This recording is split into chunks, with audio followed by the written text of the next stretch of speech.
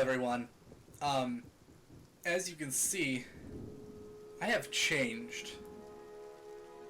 And that's not necessarily a bad thing. I'm the same class, but I was reading up a little bit, and I figured out that I was doing it completely wrong, so I just decided that I wasn't too far along, so I just made a new character and then just got back to the same spot.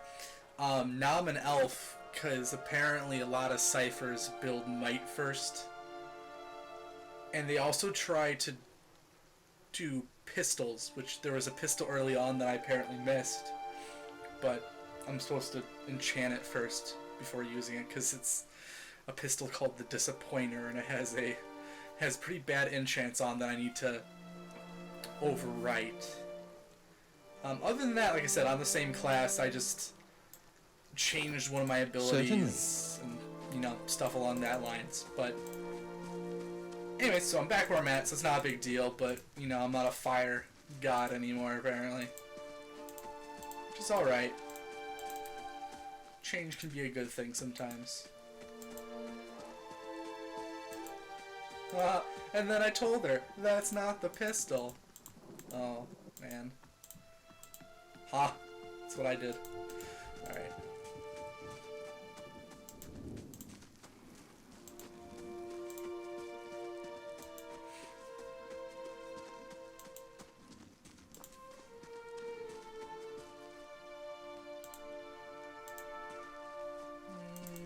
We'll go over there later.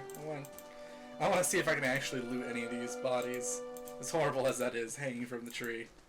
But, you know, worth a try. Silence surrounds me.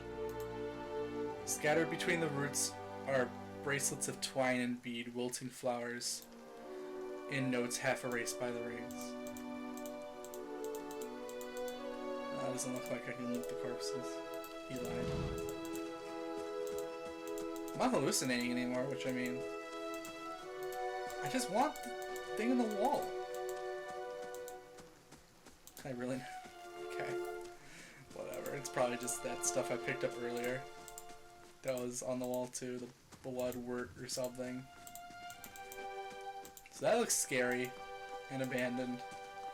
Which I'm sick of dying. So I'm just gonna wait until I have some sort of party. I'm looking for an inn, from what I remember. So that's...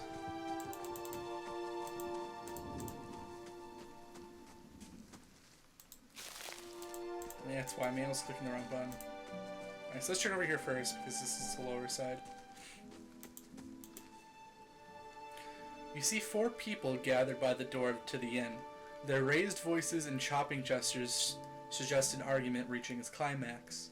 The first figure raises his hands for calm, his face partially obscured by a hood, but his height and stature suggest an elf. I meant no offense. Let's put this matter to rest over a round, shall we? My treat. Hoping to soothe our pride with a few Adira coppers, eh? We don't need your coin. Ouch, he spat on his feet. What's going on? One of the other men points at the hooded elf. His eyes are red from drink, but his gaze is focused. Mocking us even while he shelters in our village. Just goes to show you what these fancy Adir manners are worth. We don't take that kind of treatment, not from foreigners, and especially not from Adrians. Go on. Say it again. I'm itching for an excuse. How do you thrust your chin at someone? Fie, you're itching for the kindling touch of your sister, you cocksfeather! I'll cut that barrel-licking tongue out of your head. Oh. This is a misunderstanding. I didn't say whatever it is you think I said. We've nigh quarrel. That's where you're wrong. Uh-oh. Okay.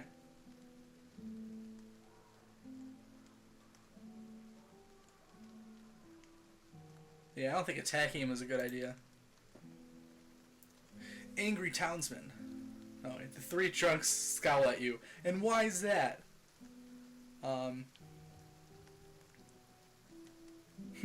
If someone's baiting you as obviously he is, it's generally wisest to walk away.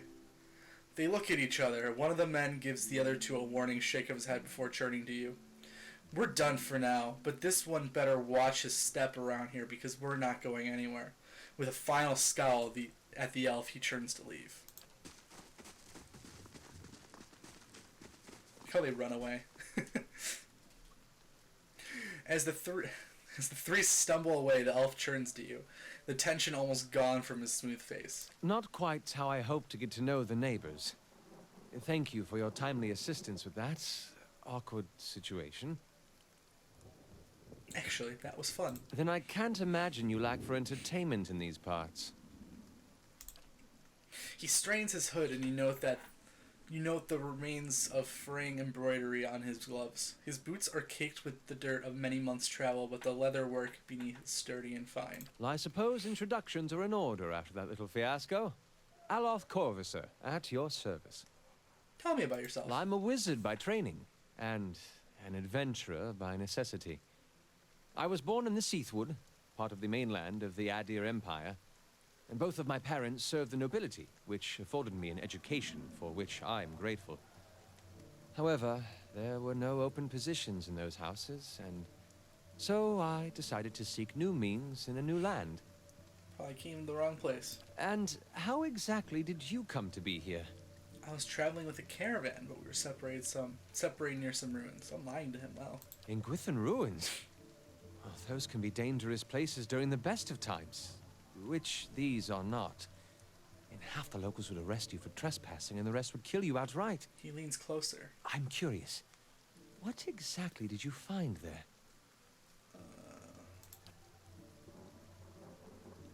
Olaf goggles at you silently, apparently assessing your earnestness. Finally, he gives you a clipped, awkward laugh. You do manage to find yourself in rather interesting predicaments. An excellent question. I came looking for fresh air and cheap land. Instead, the magistrate gave me directions to the inn and a story about the local lord's expectant wife. But I take it that's a familiar tale. And you?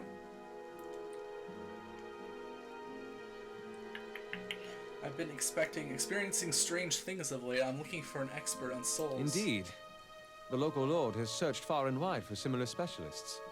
And he has rid himself of them almost as desperately. He nods at the gnarled old tree at the center of the town. His darting glances takes in the tumble-down buildings and the foul rock-strewn fields. I expect that such expertise would be best sought elsewhere. Just how did you manage to cross those three drunks? I'm afraid that was a matter of misunderstandings and mistranslations. It doesn't help that people in these parts remember their war with Adir like it was yesterday. You did make a rather lewd suggestion regarding one of the aggressors and his own sister. Ah, that. He clears his throat and adjusts his sleeves. As I tried to tell them, they misheard me. Happens all too easily after a few pints, and the accent doesn't help. I see.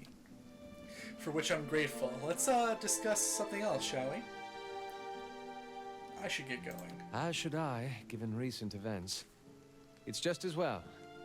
I've had enough of the watered wine and lumpy beds at the inn. They say even the owner tired of the place. Just up and left one day. It explains quite a lot about the upkeep. Perhaps I could join you. I could use a change of scenery, and I find it's better to travel in numbers. Yes, I like you. You can come with. Excellent. I shall follow you. Yeah, I have a friend. Yes? Alright, let's go to the end.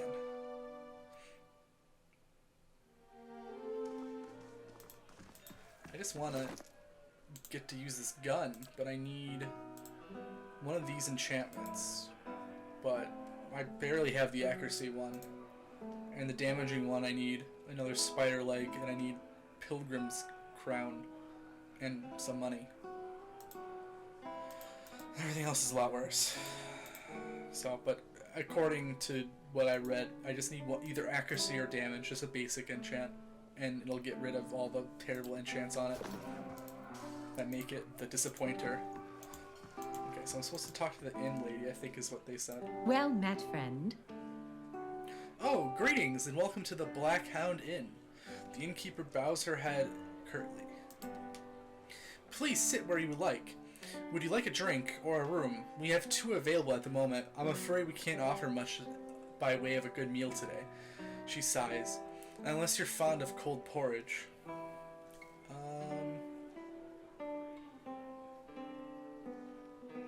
Yes, I want to look for work. Oh, well, I wouldn't say I can speak from expertise, but we do have a certain sorts coming by looking for work from time to time. If you want to hire someone, I'd be happy to send them your way. Let's see what I have to work with. Oh, okay. I read that this is how I get more party members. I can pay money and I can go in like character selection and make a party member, so can't afford that right now, obviously.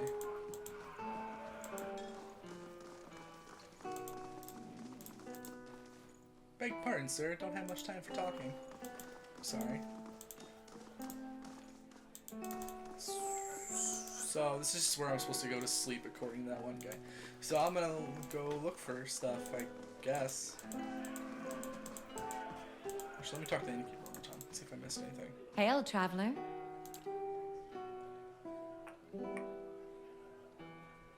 No, okay, so she doesn't have anything. Usually games, the innkeeper is what, you know, tells you rumors and goes, you know, there's something going on somewhere. But, you know, stuff.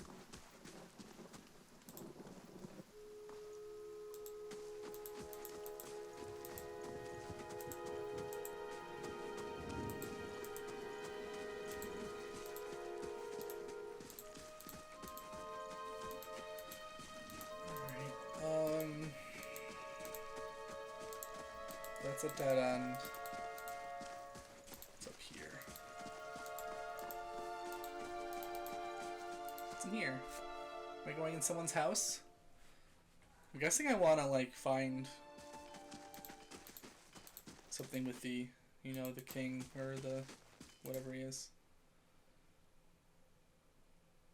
This Omwa man is of an impressive build, towering above the countertop. His skin is the dusky blue of the deeper oceans. His thick arms boast corded muscle.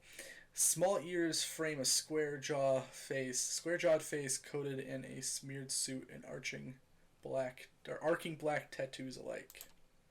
He offers you a broad smile as you approach. Welcome. You're the first new face I've seen in quite some time. What can I do for you? Is this a blacksmith? You come to us at a strange time. I'm afraid the stock's not what it used to be, but we have fine weapons and armor yet to offer yet. All forged right here at the Black Armor. Okay. What happened?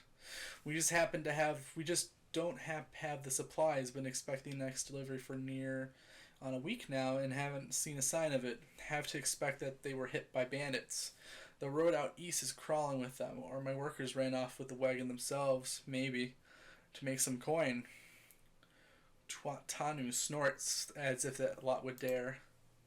He's right about the bandits. The dire situation in the village like this and the exodus in the cities has created far too many opportunities for unscrupulous sorts.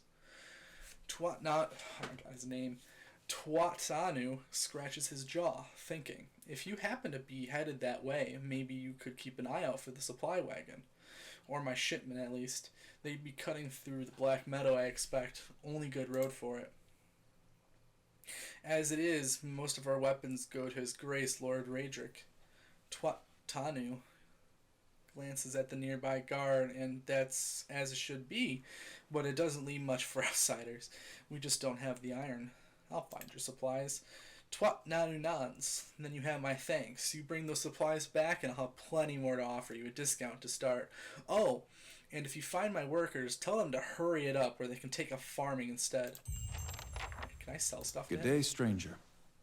Because I would like to get rid of some of my crap. Okay, I want to keep my best shield. Ooh, did that sell?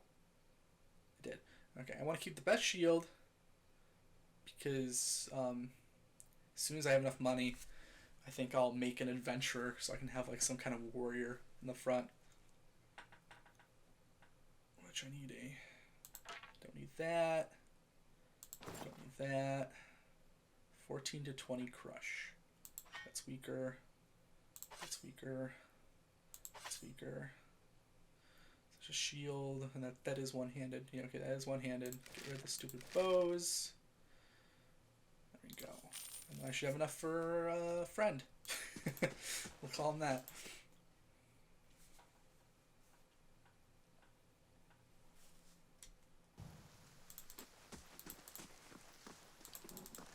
You know, I like to have slow mode on because it's more, you know, real. But we're just going back to the end.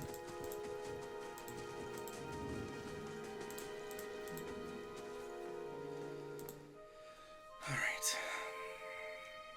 So we'll make some sort of warrior guy. Hopefully I don't kill him, because I don't know what happens if your adventurers die. Gods keep you. Okay. I'd like to hire some help.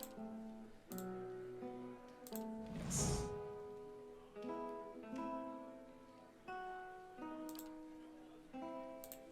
Right. It's something with a lot of might. Moi, or whatever he is, has a lot of might. Dwarves have a lot of might. The Orlands are kind of cute. Okay, so probably a dwarf or a...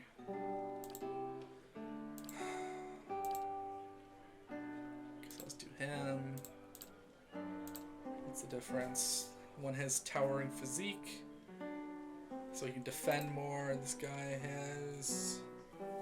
Yeah, no. Coastal is better. So I want a fighter or a barb... Okay, so I want a fighter, because I think a fighter is more of a tank.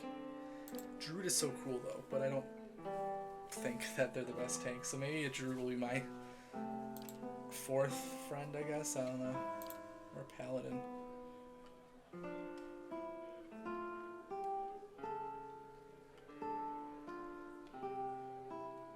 Maybe a Paladin would be best for now. Something that heals, too. If I'm assuming it's a... good Paladin. Alright. Paladin. Alright.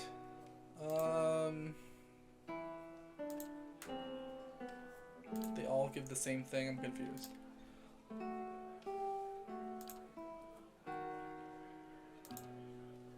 Alright. Just... So, cruel, aggressive, benevolent, okay. Passionate, clever.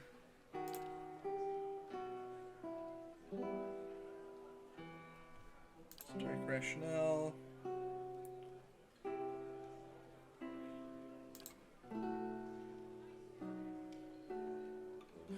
I don't know what these favored dispositions are. This is where these games start to confuse me.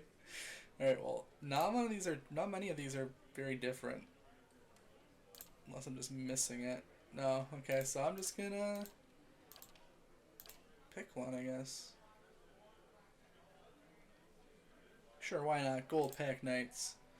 Alright, so lay on hands.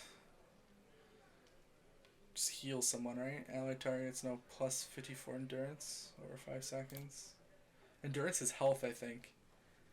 Yeah, we'll go with the health one. Alright, might is damage, I think. Okay, so we want damage and health. And maybe some intellect. What's resolve do again?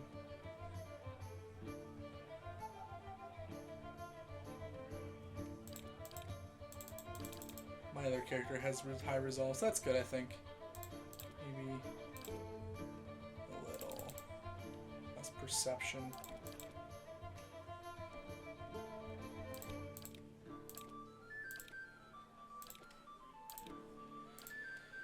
Alright. Okay, so here's where I get weapons, which I guess doesn't really matter because I have weapons. So I just want for the stats, 1 to might. I guess we'll do the 1 to might. There we go. What does my character not have? I think I have lore. So let's do survival. Alright. Get something other than blue. I mean, no, okay, it's not changing the skin color yet, at least. Let's make him pretty. You know, More like awkward, but why not? Oh, at least I could change his tattoos.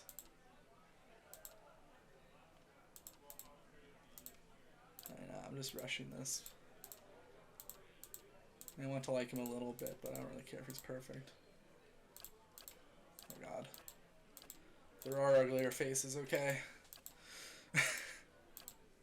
Oh, there's only 3, and I just cycled through them like 5 times. Alright, let's go with the original. We'll change the hair up.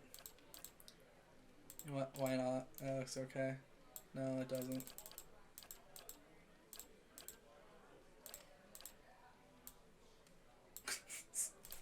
Okay, so he's gonna look ridiculous no matter what. Alright.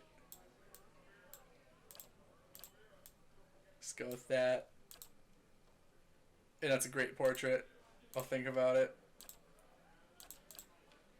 Okay, we're going with that portrait. It's like his best smile. Well? I'm flattered. I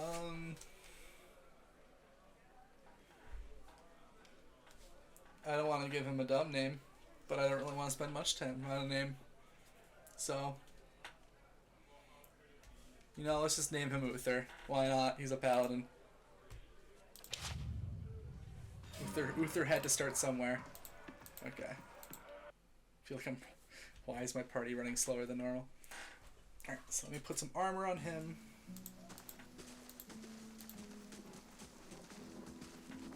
Oh, slow mode. What? I just want, like, normal mode. Alright, so let's go to my stash. Take everything out, because anything I don't want, I'm gonna sell. Anyways. Is there, like, a quick, like... get into my inventory button? Nope. Okay.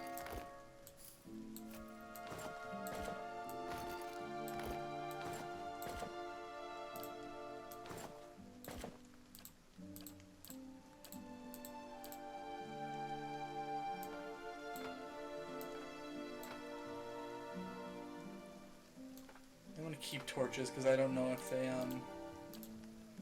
break after a while or something. Alright, so let's look at him first. Do I have heavy armor? Oh, he's wearing heavy armor. Alright, so we'll give him the hat to cover his ugly face. Let's see, this armor is a small shield, or small shield 8 deflection. Better shield. What's his weapon do? 15 to 21. Okay, so pretty much all his stuff is better. I'm sure he has, yeah, he has good stuff. He has armor named after him. That's how good his stuff is. Okay, we'll just give him a small shield for his secondary set. I think I'm good. So I'll just put this in the stash so nothing ever happens to it because, you know, I'm prone to being dumb. Look him.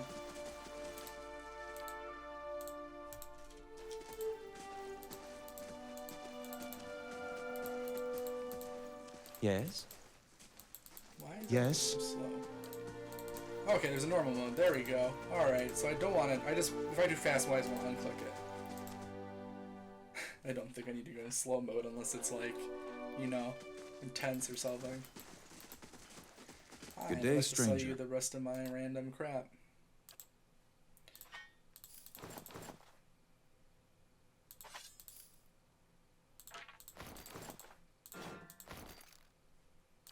Sweet. And now I have enough for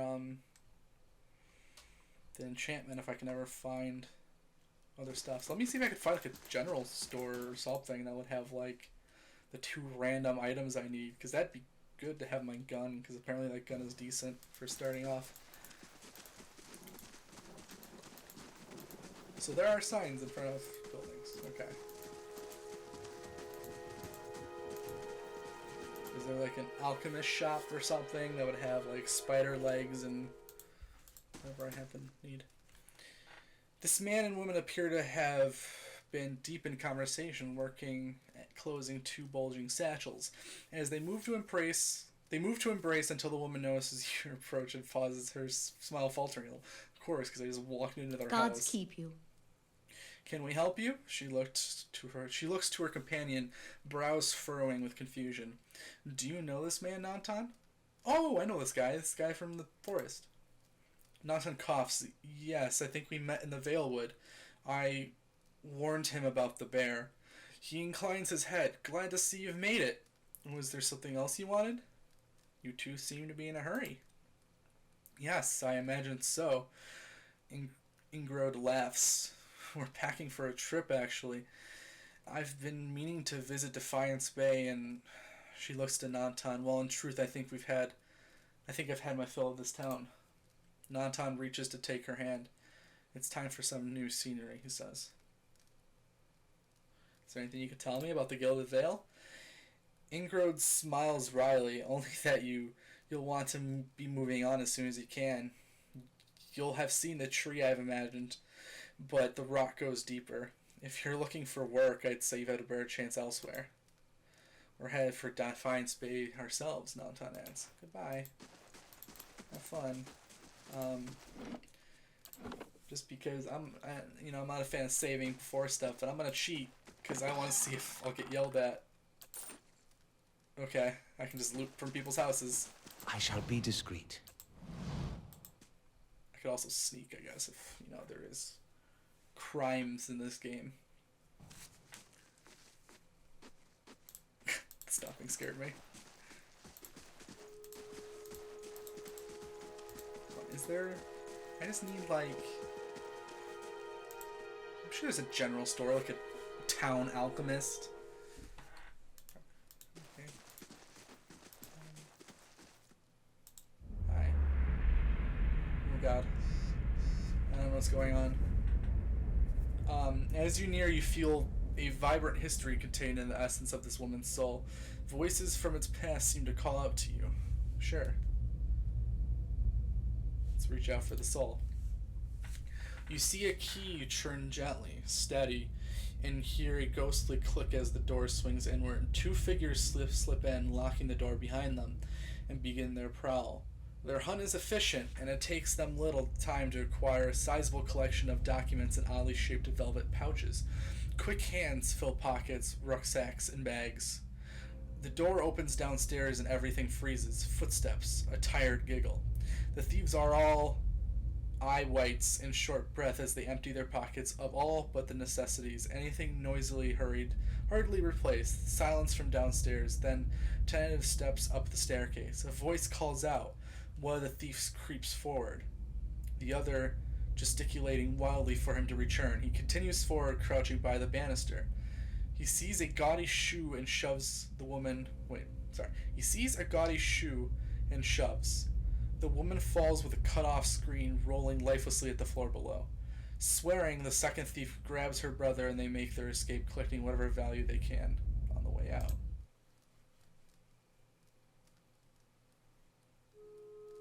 So is he the thief, or...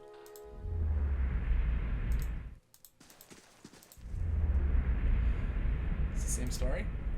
No, you see a crowded marketplace, vendor stalls lining the road. The proprietor's voice is calling out to passerby to come sample their wares. This woman wanders through the throng, strolling hand in hand with another woman. They pursue the vendor's goods, tearing at a book merchant with a number of old, beautiful tomes. Chatting with one another about what they see. One will pick up a book and show it to the other, who will take it, comment on it, and place it back on the shelf. Then the first will snatch up the book again and quickly pay the merchant before the other can snatch it back. They walk away from the market, weighed down by packs filled with books, still in hand, standing close, comfortable and familiar with each other. As they pass down a somewhat deserted street, an object suddenly hits the woman in the chest and bounces off, rolling toward one of the buildings. The women stop and look at the object, an apple, and then back up at the person who threw it. There is nothing special about him aside from the angry look on his face and the two other apples he holds. Before either woman can move, the man draws back and throws another one at them, this time hitting the second in the forehead. He yells at them something derisive and hateful, something about a legacy and about responsibilities. The woman raises her hand to her head and wipes the juice and bits of fruit off her face and stares the man down defiantly. The first woman squeezes her hand and puts the other on her companion's shoulder. attempting to calm her down. The other woman pulls a book from her pack and holds it before her, muttering under her breath. She pulls her hand free and waves it above the book, an aura forming around her. The first woman is still trying to calm her down, but all she says goes unheard. The man, uncaring of the events happening in front of him, draws back and throws the last apple. As it arcs through the air towards him, the second one brings up her hand and points at the apple. A glowing orb of energy flies from her hand and strikes the apple, causing it to explode, raining bits of apple down on the road and buildings around them. The man's face changes, anger joined by fear. Looking like he's trying to decide if running or attacking is the better course of action, the second woman has started chanting again. Her hand glowing, her eyes narrowing, the woman steps in front of her, placing herself between her love and the attacker. She touches her face, gently stroking it while whispering calming words. A kiss. The woman's countenance changes. She calms, her eyes softening, her lips regaining that lost smile. The first woman smiles again as well and kisses the other. Wizard scum, the man behind them says, and the two women turn to face him, staring him down defiantly. They join hands and begin walking again, moving past without so much a sideways glance. Okay. Alright, I'm glad I know that woman's whole life story. Oh god! Okay, there is... I'm sorry. Oh god, she's a wizard. I forgot.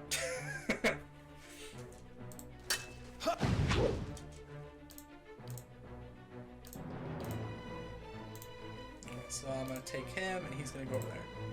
I'm here. And then... So he can heal, that's good. Alright, first I'm gonna do Soul Shock.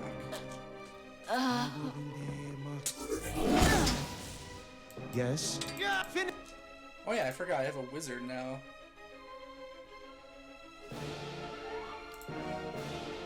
I didn't even read what it does. I'm just like, kill! Finish them! She's almost dead. I shall. Alright, so not stealing anymore. Not while being seen, at least. Well, let's get out of here. I don't want to be that guy. I feel bad, because one of them was an asshole, so he deserved to die, obviously. Because he was a thief and killed a woman. But the other woman, she was nice. You know, and I murdered her. So now I feel bad.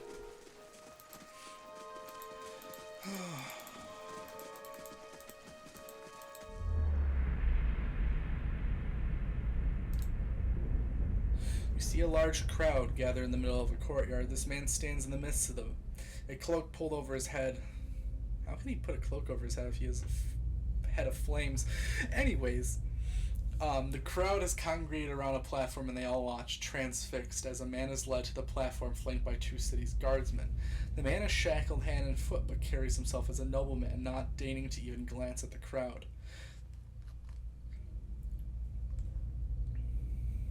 The cloakman pulls his cover closer around his face and turns to leave, hunching over to avoid being seen. A crier on the platform unrolls a parchment and begins to read, but the man pays no attention, intent on getting away from the courtyard. The crier's voice grows louder and more intense as he reads, and voice from the crowd starts to punctuate his sentences.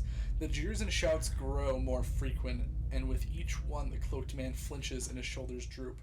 He breaks from the crowd coming from the edge of the courtyard, and the crier reaches the end of his proclamation. The crowd grows silent again, save for the occasional shout. The man turns back to the platform, seeing his father kneeling before the block, neck exposed. The executioner moves in position, lifting his axe to strike. The man turns suddenly, unable to watch. There is a wet thunk, and the crowd breaks into cheers and applause. He leans against the wall, regaining his composure, and then straightens up. With obvious resolve, he strides off, away from the crowd and his legacy. Alright, glad I know that guy's whole history. I gotta stop doing that, but I feel like once I click it and there's that cool noise, I'm like, I have to see this through.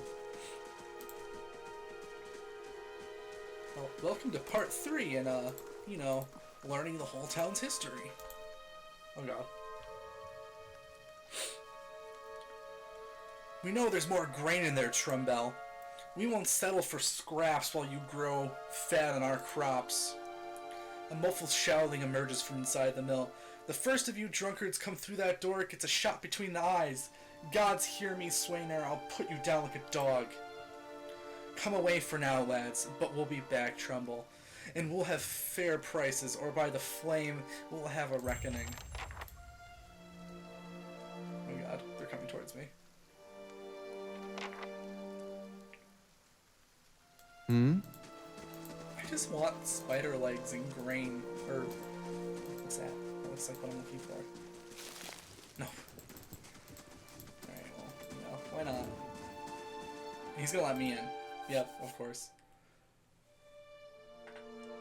So I don't want to steal anymore. That's for true. An elven man stands before you, his relatively stocky build suggesting a life of labor. His face pale and drawn, and his eyes wide. Behind him, a younger man and woman exchange worried glances. The miller raises a club as you enter. It shakes violently in his grip. Get back if you value your life. Put that down before you get yourself hurt. Trumbull only raises the club higher. I mean it. I won't have Swainer and his lackeys threatening my own mill. There. Yeah, you can use some help. Really? Trumbull sighs relief. Hylay's tits, could I use a friendly face? I take it you heard some part of what the crowd's asking for. Grains, as if I got it all tucked away somewhere. Swainer's been egging at that lot on for days now. They've been keeping clear so far, but if things keep on like they are, I don't know how much longer we've got before things get messy. Please, if you're not here on his behalf, maybe you could speak to Swainer. He won't listen to me anymore. Just explain that we're all getting smaller rations now, and we're all making sacrifices. I'll see what I can do. The miller all but sags with relief. I'd be grateful if you did. He won't listen to me anymore, but maybe you'll have better luck. Tell him we're all having a hard time of it, and we'll all have to make some sacrifices. We'll be in your debt for it if you can convince them. I'll see what I can do. Gross. It's moldy grain.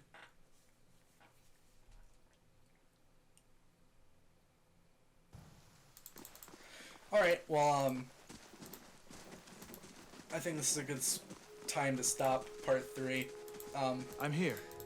I'm probably gonna explore this town a little more and try not to do anything exciting, but I just want to find, see if there's a shop or anything, and I don't think I need to waste any more time in a Let's Play looking for that. So, thank you all for watching. I should have another part tomorrow.